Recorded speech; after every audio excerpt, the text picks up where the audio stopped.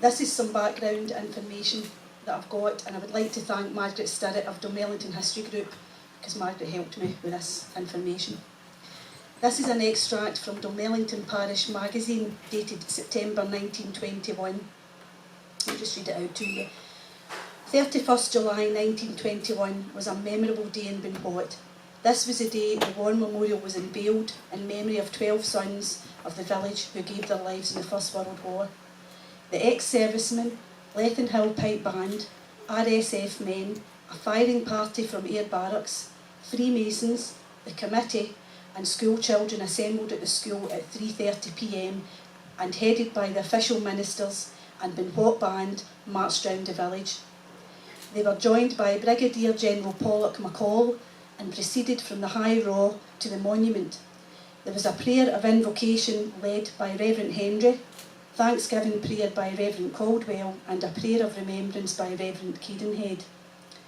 The monument was unveiled by 3 mothers who had each lost 2 sons.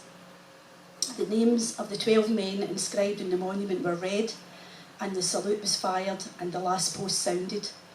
The call of the roll was sung by the Benwhat choir and the Brigadier General spoke of the services and the sacrifice the men commemorated had given. Reverend Henry thanked the proprietors of the ground, the Dalmellington Iron Company Limited, for permission to erect the monument some 1,220 feet above sea level for the stones and other facilities given. It was estimated that there were about 3,000 people present and everything passed off in good weather. I just think that's amazing, 3,000 folk, amazing. I would now like to ask Jim Murphy, who is Sergeant Major Adventure Training Officer from the Cadets, to read out the names of the fallen from the monument, 12 from the Great War and 3 from the Second War. Thank you, Jim.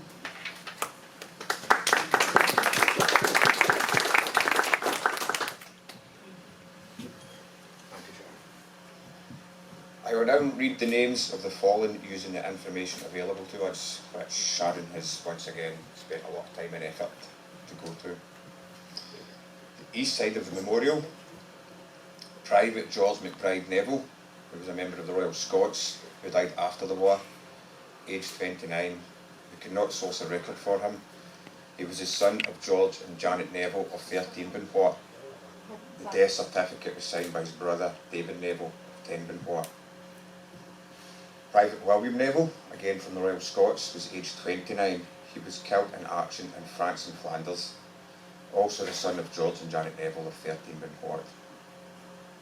Sergeant George Parker of the Royal Scots Fusiliers, aged 27, killed in action in Palestine.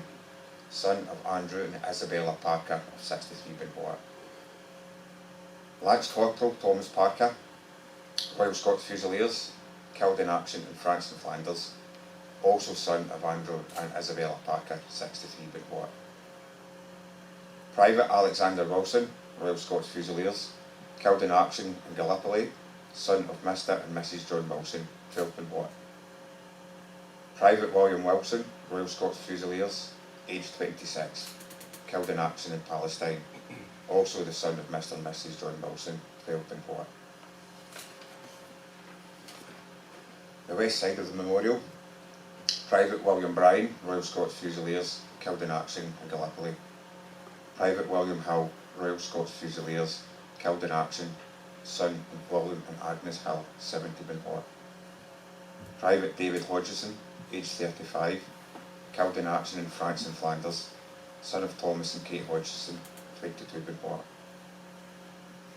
Private Edward Miller, Royal Scots Fusiliers, aged 32, killed in action in Gallipoli, son of Robert Miller, Benwhat. Private Robert Morrison, Royal Scots Fusiliers, aged 42, killed in action, husband of Mrs B Morrison, 19 Benwhat. Private Bernard Scally, Seaforth Highlanders, killed in action. The north side of the memorial, the Second World War from 1939 to 1945. Private R. McMahon, the Golden Highlanders. Private John Robertson, the Black Watch. Private T. Bunyan, the Golden Highlanders. Here we are over 100 years on, and they will never be forgotten. Thank you.